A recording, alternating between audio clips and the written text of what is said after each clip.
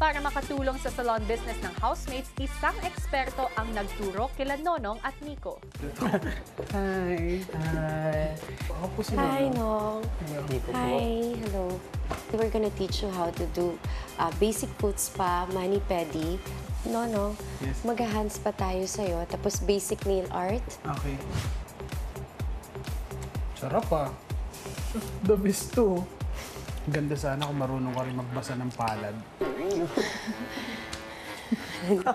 Malay mo naman, meron, di ba? Samantala, sa loob ng bahay, napagkwentuhan naman ang pagpasok ni Nico. Kisses loves Chinito. Yeah. Talagang na-starstruck kay Kuya Nico kanina.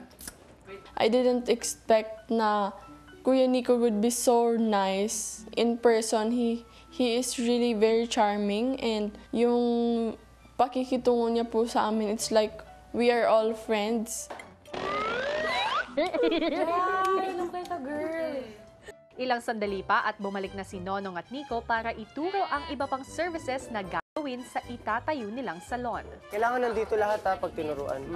Kasi lahat doon ka lang marunong nito. Yan, breathe. Tapos, iikot natin.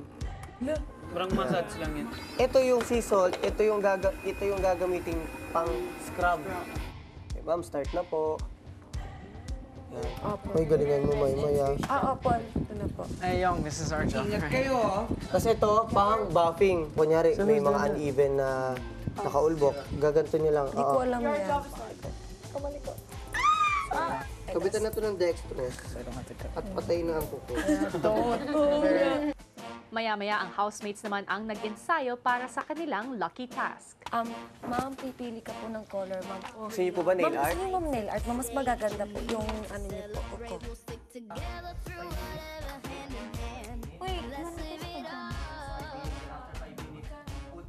Talagang nakakasaya kasi hindi mo na talagang in-expect na i-plan sa buhay mo na matutunan yan. And ngayon, it's funny because may bago akong alam na gawin. Hi mga kapamilya! Be updated with the Pinoy Big Brother housemates by clicking the subscribe button and watch all the latest videos by clicking the I button above.